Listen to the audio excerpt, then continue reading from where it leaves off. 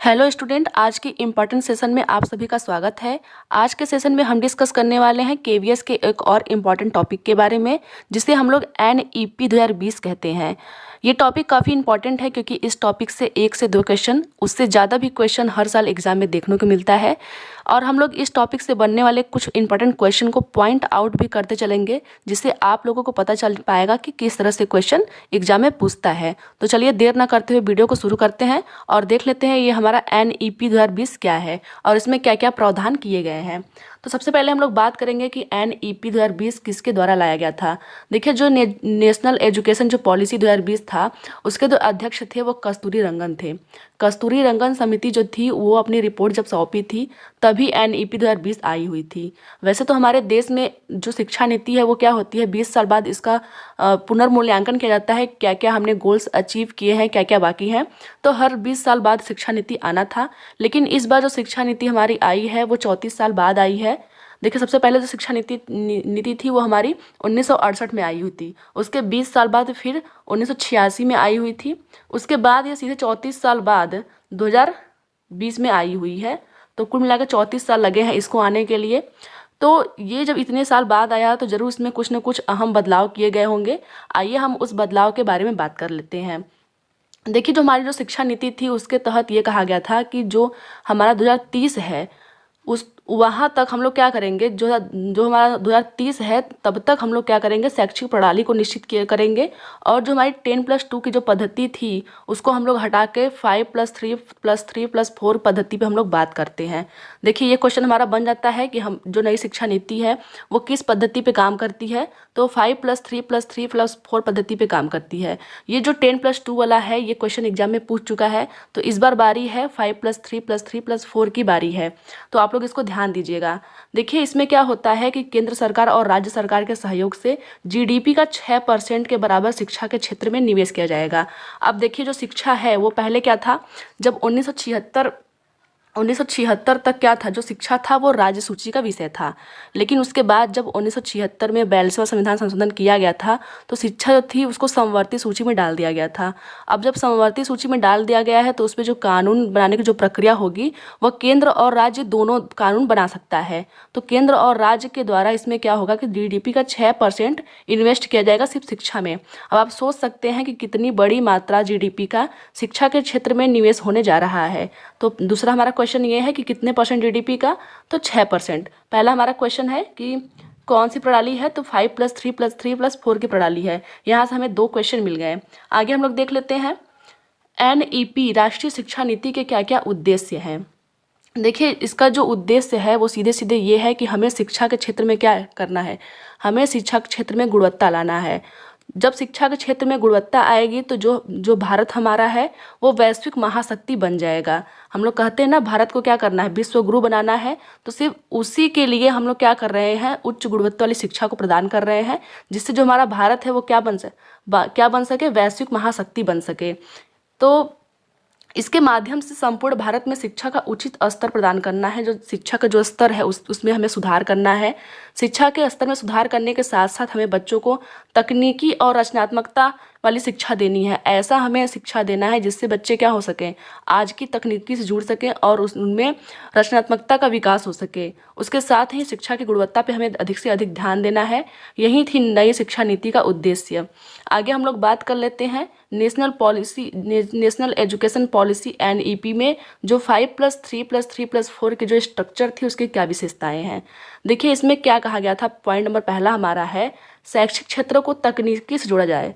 हमने पहले ही बताया है कि जो आजकल तकनीकी जो नॉलेज है उस क्षेत्र में बच्चों को भी लाया जाए और ज़्यादा से ज़्यादा क्या हो, डिजिटल डॉक्यूमेंट दिए जाएं। देखिए, डिजिटल डॉक्यूमेंट देने का यही मतलब है कि शिक्षा का जो बोझ है उसको कम करना। 1992 में एक यशपाल समिति आई हुई थी। प्रोफेसर यशपाल समिति की अध्यक्षता में एक कमेटी का गठन किया गया था, जिसके अनुसार ये कहा गया था कि जो हमें शिक्षा देना है वो बिना बोझ के देना है। जो बिना बोझ वाली बात थी वो बच्चे के बस्ते के बोझ को लेकर के था, कि बच्चे को हमें क्या करना है, बच्चे के जो बस्ते का जो बोझ है उसको हमें कम करना है। तो इसलिए जो डिजिटल डॉक्यूमेंट है वो दिए जाएंगे बच्चों को। आगे हमारा है शैक्षिक क्षेत्र में क्षेत्रीय भाषा को बढ़ावा मिल सके। देखिए जो नई शिक्षा नीति थी उसमें हमारी मदर टंग के साथ साथ हमारी क्षेत्रीय भाषा, उसके अलावा भी जैसे फ्रेंच भाषा हो गया, जापानीज भाषा हो गया, चाइनीज़ भाषा हो गया, इन सब को भी एक ऑप्शनल के रूप में सीखने के लिए हमारा क्राइटेरिया निर्धारित किया गया था। तो उसमें क्या क्या कहा गया है कि जो हमारी जो शिक्षा की पद्धति होगी उसमें क्षेत्रीय भाषा को बढ़ावा मिल सके। हमारी मदर टंग का बढ़ावा तो मिले ही, साथ में क्षेत्रीय भाषा जैसे तेलुगु, तमिल, मलयालम, ये सब भी चीज़ें हमारे जो है शिक्षा में आ सके। अगला हमारा है 6वीं कक्षा से बच्चों को व्यावसायिक परीक्षण इंटर्नशिप दे दी जाए।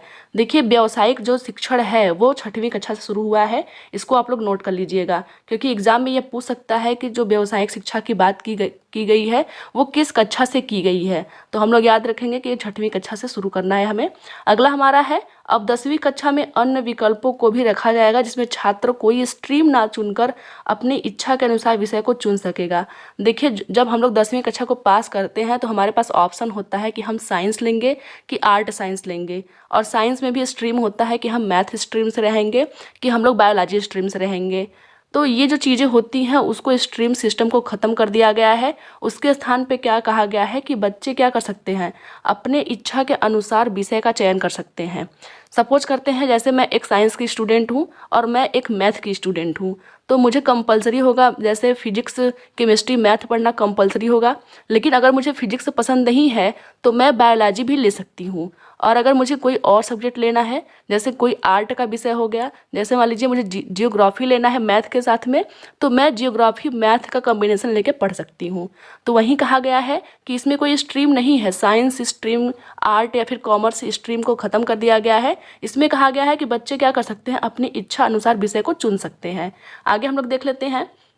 देखिए इसमें एक पॉइंट और है कि जो 6वीं कक्षा है उस वहाँ से हमें बच्चों को कोडिंग सिखाना है। जो कोडिंग होती है उसको हमें बच्चों को सिखाना है, तो वो 6वीं क्लास से, इसको भी आप लोग नोट कर लीजिएगा। अगला हमारा है वर्चुअल लैब भी बनाए जाएंगे। देखिए वर्चुअल लैब क्या होते हैं, हम जानते हैं कि जो लैब वाली प्रोसेस होती है हमारे सरकारी स्कूलों में वो 10 के बाद शुरू होती है। जैसे हम लोग भी अपने टाइम पे पढ़ते हैं थे तो हम लोग को डायरेक्ट क्लास 11th में लैब में ले जाया गया था। तो जो बच्चे होते हैं उनको तो डायरेक्ट आप लैब में नहीं ले सकते हो, क्योंकि काफ़ी केमिकल वहाँ होते हैं, बच्चे हैं छोटे छोटे, तो वो अपने ऊपर गिरा सकते हैं जिससे उनका काफ़ी ज़्यादा नुकसान हो सकता है। इसलिए उनके लिए वर्चुअल लैब, देखिए वर्चुअल का मतलब ये होता है जिसको हम लोग टच ना कर सकें, तो वर्चुअल लैब की भी स्थापना करने के लिए बात की गई है। आगे हम लोग देख लेते हैं 10+2 के शिक्षण पैटर्नों को बदल के 5+3+4 के शिक्षक पैटर्नों को चुना गया है। इस टॉपिक पे हम लोग पहले डिस्कस कर चुके हैं। आगे देख लेते हैं नई शिक्षा नीति के भीतर शिक्षा का सार्वभौमिकरण किया जाएगा, जिसमें कुछ शैक्षिक क्षेत्रों को शामिल नहीं किया जाएगा, जैसे मेडिकल और लॉ। देखिए शिक्षा का सार्वभौमिकरण मतलब होता है बच्चे का सर्वांगीण विकास हो सके, उसके हर पक्षों को हम लोग मजबूत कर सकें। लेकिन इसमें क्या होता है, मेडिकल और लॉ वाली जो चीज़ें होती हैं उसको इस चीज़ से अलग कर दिया गया है। तो आप लोग इसको भी नोट कर लीजिएगा, क्योंकि आपके ऑप्शन में ये चीज़ें दे सकती हैं मेडिकल और लॉ। तो हमें क्या करना है, दोनों को एलिमिनेट करना है। मेडिकल और लॉ के बारे में जो पढ़ाई हमारी होती है वो इनके शैक्षिक स्तर से बाहर कर दिया गया है। मतलब आप ग्रेजुएशन स्तर पे कर सकते हो, लेकिन आप जब छोटे बच्चे हो तो आप ये दोनों की पढ़ाई नहीं कर सकते हो। आगे हम लोग देख लेते हैं। देखिए आगे हमारा है नई शिक्षा नीति के चरण। नई शिक्षा नीति में कुछ चरण दिए हुए हैं। बच्चों के एज को देख के हम लोग ये चरण डिसाइड करते हैं कि बच्चे कितने साल के रहेंगे तो किस चरण में रहेंगे। तो नई शिक्षा नीति के अनुसार 4 चरण जो है वो दिए गए हैं। चलिए एक एक करके इन सब के बारे में हम लोग डिस्कस कर लेते हैं। हमारा पहला स्टेज है फाउंडेशन स्टेज। देखिए फाउंडेशन स्टेज जो होता है उसमें बच्चों की जो उम्र होती है वो 3 से 8 साल तक की होती है। इसमें क्या होता है, 3 साल की प्री स्कूलिंग हम लोग करते हैं। उसके बाद क्या करते हैं, शैक्षिक स्तर का मूल्यांकन किया जाता है और विकास पे ध्यान दिया जाता है। देखिए अगर आप लोगों ने ECCE के बारे में अगर आप लोगों ने पढ़ा होगा तो ये डायरेक्ट ECCE से कंसल्ट करता है, क्योंकि early childhood care and education programme जो था वो क्या कहता है कि जो बच्चे की जो उम्र है जब वो 3 से 8 साल की होगी। देखिए जब बच्चा क्या होता है, जब 0 से 3 वर्ष का होता है तो वो किसी भी स्कूल में जाने योग्य नहीं होता है, क्योंकि वो काफ़ी छोटा होता है। उसके बाद जब वो 3 से 6 साल का होता है तो हम लोग जो उसकी स्कूलिंग की जो क्रिया है वो हम लोग प्री स्कूल में करवाते हैं, या फिर हम लोग क्या करते हैं, मॉन्टेसरी स्कूल हो गया, बाल वाटिका हो गया, या फिर आप लोग का आंगनवाड़ी स्कूल हो गया, उनमें हम लोग उसको 3 साल तक जाने देते हैं। उसके बाद क्या होता है, 6 से लेके 8 साल तक, 6 से लेके 8 साल की जो अवधि होती है उसमें बच्चा क्या होता है, प्राथमिक विद्यालय में जाना शुरू कर देता है। क्योंकि हम जानते हैं कि जो हमारा NEP 2020 था उसमें ये कहा गया था कि जब बच्चा 6 वर्ष का होगा तब उसका जो क्लास 1 में उसका नाम लिखा जाएगा। तो देखिए, जब 0 से 3 वर्ष का है तो वो किसी स्कूल में नहीं जा रहा है, जब वो 3 से लेकर 6 वर्ष का है तो वह आंगनवाड़ी में जा रहा है, और जब 6 से लेकर 8 वर्ष का वो हो रहा है तो वो प्राथमिक विद्यालय में जा रहा है। तो इन सबको मिला दें अगर, तो बच्चा 3 से लेकर 8 साल तक तब जब है तो उसको हम लोग क्या कर रहे हैं, प्री स्कूलिंग वाली शिक्षा दे रहे हैं और उसका मूल्यांकन कर रहे हैं। इसी को हम लोग बोलते हैं फाउंडेशन स्टेज। जिन बच्चों ने ECCE वाली क्लास नहीं देखी है वो जाकर देख लेंगे, आप लोगों को काफ़ी अच्छी तरीके से उसमें बताया गया है। इसलिए मैंने ECCE वाली टॉपिक को पहले पढ़ा दिया था ताकि आप लोग कंफ्यूज ना होएं। तो आगे हम लोग बात करते हैं सेकेंड स्टेज की। दूसरा हमारा है प्रिपरेटरी स्टेज। देखिए, जो प्रिपरेटरी जो स्टेज है वो क्या है, 8 से लेकर 11 साल के बच्चों के लिए है। इसके पहले हम लोग क्या पढ़ा था, फाउंडेशनल स्टेज, जो कि था आपका 3 से लेकर 8 साल तक के बच्चों के लिए। लेकिन जो प्रिपरेटरी स्टेज है वो 8 से लेकर 11 साल के बच्चों के लिए है। इसमें क्या होगा, कक्षा 3 से 5 तक के जो बच्चे होंगे उनको क्या करना है, संख्यात्मक कौशल ज्ञान देना है, और वो उनको क्या करना है कि वो क्षेत्रीय भाषा का भी उनको ज्ञान हो जाए। देखिए, जब बच्चा 8 से लेकर 11 साल का होता है तो वो क्या करता है, अपने मदर टंग में तो बात करता ही है, यहाँ हमें क्षेत्रीय भाषा पे भी ध्यान देना है कि जो उसके क्षेत्र में बोले जाने वाली जो भाषा है बच्चा वो भी सीख ले। यहाँ अगर प्रिपरेटरी स्टेज की बात करें तो यहाँ डायरेक्ट FLN के बारे में बात किया हुआ है, फाउंडेशनल लिटरेसी एंड न्यूमरेसी के बारे में बात किया गया है। क्योंकि जब बच्चा कक्षा 3 में होता है तो हम लोग क्या करना है, कक्षा जब 3 तक बच्चा है तो उसको जो संख्यात्मक ज्ञान है और भाषा कौशल है उन दोनों को क्या करना है, विकास करना है हमें। देखिए, जो भाषा कौशल होता है उसमें क्या होता है कि बच्चा लिख सके, पढ़ सके और पढ़ के उसका अर्थ समझ सके। वहीं अगर संख्यात्मक कौशल की बात करें तो उसमें क्या होता है कि बच्चा क्या करे, थोड़ा बहुत जोड़ घटाना गुणा भाग कर ले, जिससे उसका जो दैनिक जीवन जो क्रियाएं हैं वो सॉल्व कर सके उसमें। तो यहाँ पे डायरेक्ट FLN के बारे में बात किया गया है। तो जिन बच्चों ने FLN के बारे में नहीं पढ़ा है वो जाके हमारा वीडियो देख लीजिए, उसमें काफ़ी अच्छी तरीके से बताया गया है।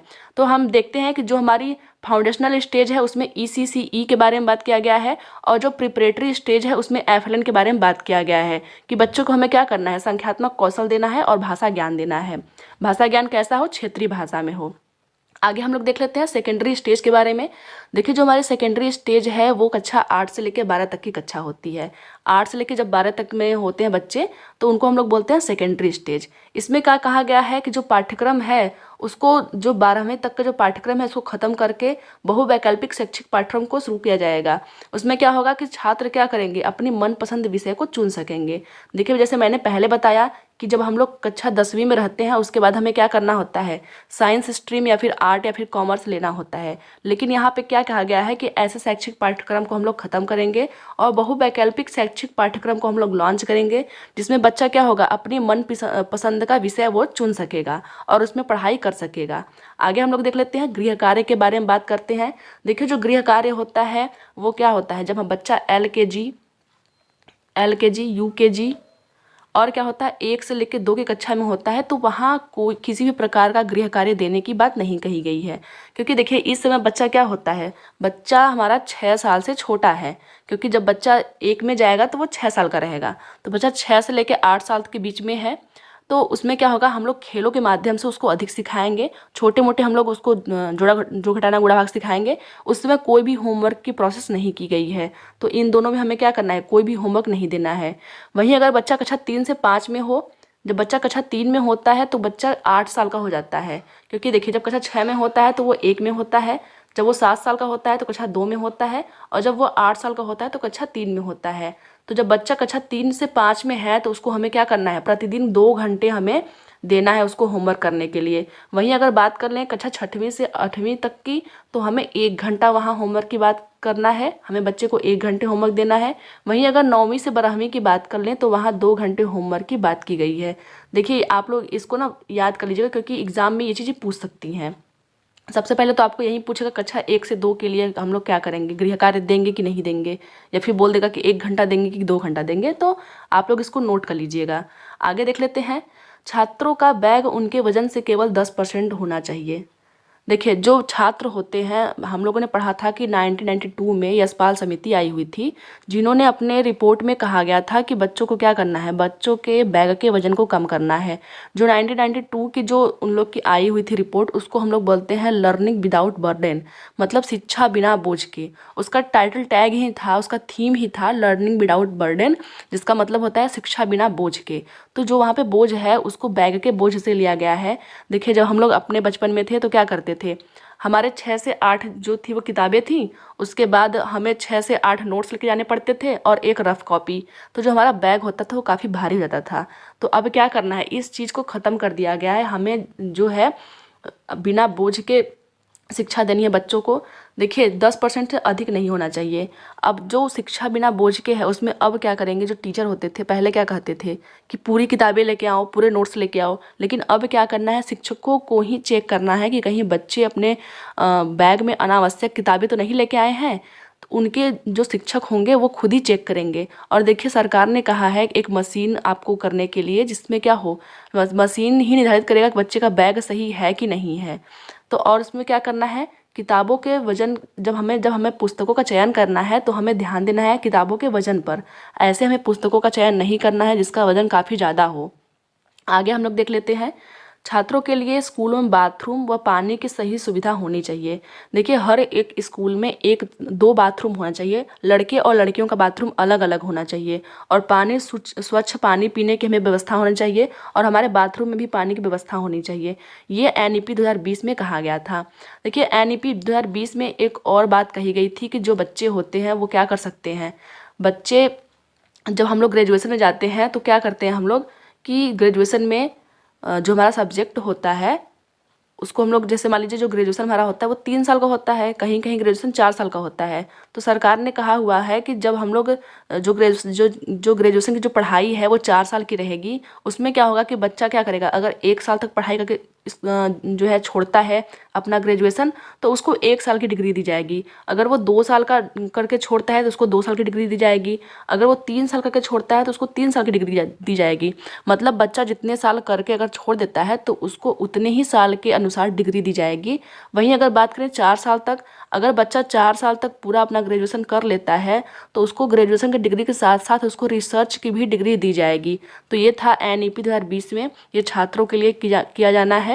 अब देखिए कब से लागू होता है। तो ये तो था आज का वीडियो। आज की वीडियो में हम लोगों ने डिटेल में पढ़ा हुआ है कि NEP 2020 क्या था, इसमें क्या क्या प्रावधान किए गए थे, और खासकर बच्चों के लिए इसमें क्या क्या प्रावधान है। तो ये तो था आज का वीडियो। आई होप कि आप लोगों को काफ़ी समझ में आया होगा। मिलते हैं किसी और वीडियो में, तब तक के लिए धन्यवाद।